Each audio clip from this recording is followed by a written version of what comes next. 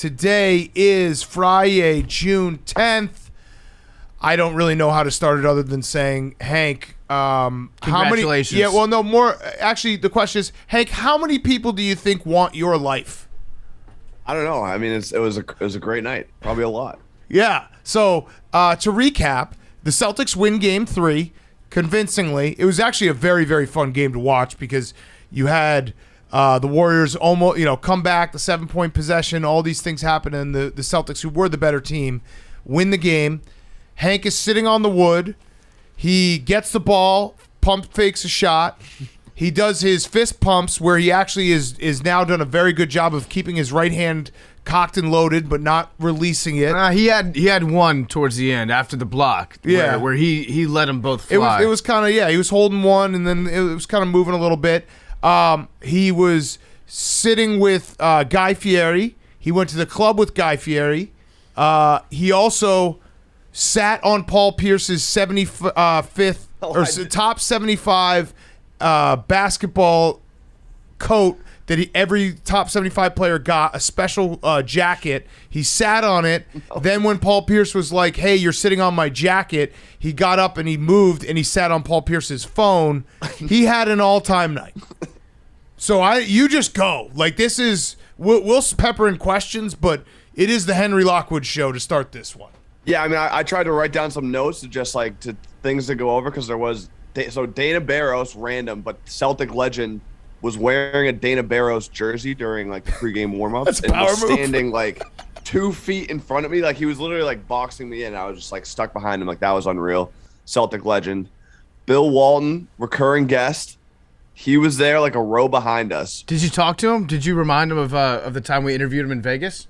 We didn't really get to talk to him. We were just kind of like we were a little far away from each other. But when the T-shirt, they came out with all of the T-shirt girls and were like throwing T-shirts. He was just standing there and just asking for T-shirts and grabbing them, grabbed one, like put it down and like put his hand back up and just grabbed one, put it down. I believe it was his wife had like a sick Celtics Garcia, like Jerry Garcia jersey. The Paul Pierce thing, I mean, that needs to get cleared up a little bit though. Okay, please. First of all, he was a little tipsy. Like he was I don't definitely like where this is going, Hank. It sounds like you're blaming Paul for you almost stealing his stuff. No, and Big Cat knows this, where Dave will like basically just for the sake of the story make things up to make it seem like I don't think so. More ridiculous. I didn't sit on the jacket. He put his jacket like on my seat, and I went to sit in a different place. I was like, oh, I can't sit in the jacket. He's like, no, you definitely can't sit in the jacket. And he had just thrown his phone like on the bench. So when I sat down, he's like, that's my fucking phone. But he was like fucking around, and then Dave started laughing, and then he started like obviously like realized Dave was laughing and like fucking with me, and then he just like kept going. So it was like funny, but like I didn't sit on his jacket. I definitely you sat on his you defiled his jacket. Sounds like you tried to steal his phone. Yeah, and his jacket. No, it was great. Okay, so I don't even know where to go. You had such a crazy night. Well, let's talk about Hezzy Hank. Yeah, we'll get to the game. We'll get to the game. We also have breakdown with Kirk Goldsberry. We'll get to the game, but let's So the ball gets deflected to Hezzy Hank, and Hank, I was honestly impressed. I was very impressed with the fact that you caught it. It almost seemed like you were just ready to shoot. Like you didn't hesitate at all. You were just like, this is what I have to do right now. What went through your head in the moments after you caught the deflection until you did the pump fake? If you look, you can kind of see in real time. Like I looked at the ref and who was Poole, and they weren't looking at me. Like I had the ball and I was kind of ready, like instantly, probably to just throw it back. But I realized like they weren't focused on me in that moment or whatever. So I had like a quick second where I was like, all right, and then I just like.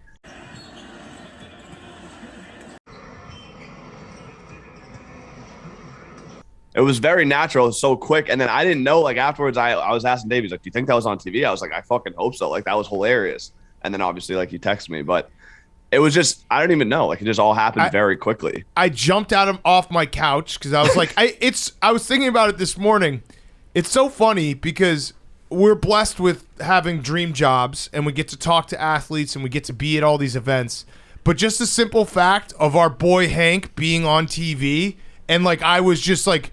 anytime the action was down on his end, I was just staring at that left corner of my television, being like, "That's him! I know him! I fucking know him! He just got the ball!" I was just super impressed that you had the presence of mind. Like, most people, they catch a ball in the stands and they like start laughing and they smile and they look around. They're like, "Oh, I can't believe this happened." And they toss the ball back. It was like instantaneous for you. You were like, you had a plan almost. That's what it looked like. Now, my question to you is, do you think that if you had shot it, would you have made it?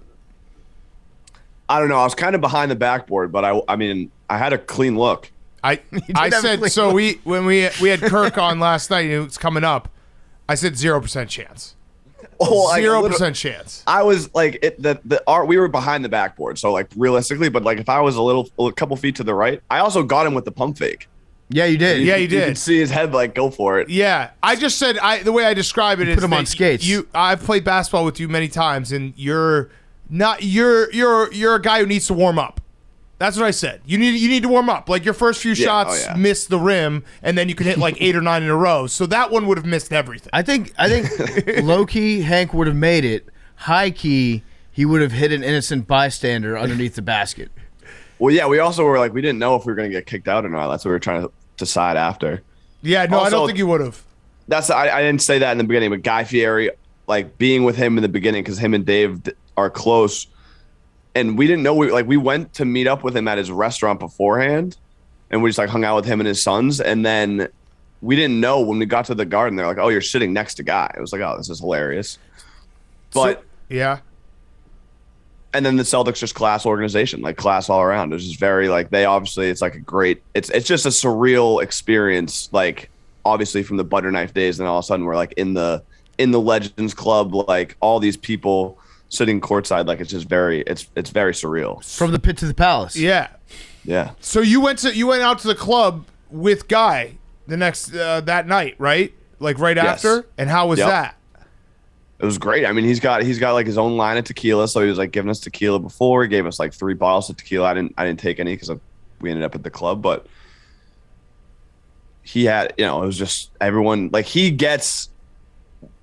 when we were courtside, we were leaving, like walking off the court, and like every single person, like Kenny Smith, Nia Long, like every celebrity that's there, like sees Guy and it's like, oh my God, Guy, like Guy. Like obviously being with Dave, it's kind of like that. Like there's that to an extent, and like you guys know how it is, but Guy Fieri, it's just like on another level. Like every single person, like he was right behind me, and Kenny Smith was walking up to me like he knew. He was like, "Hey," and I like for a second was like, "What?" And then I turned around. I was like, "Oh, he's going for Guy." You're like, man, this heater is incredible. Yeah. Kenny Smith. Well, no, I was just like, yeah, huge but it was fan, he was so like, "You're my best friend." Then I was like, "This isn't for me." I was like, but I turned around and it was just like, "Oh, it's for Guy." Okay, yeah. So a segue to talking about the game is one last question about this night.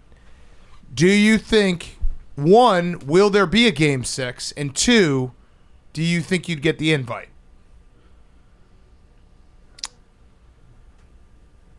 I do think there will be a game 6, unfortunately. Very scared about game 4.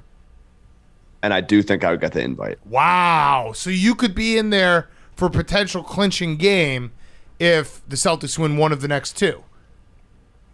That would be correct. I guess I don't know. I don't want to knock on wood, but okay.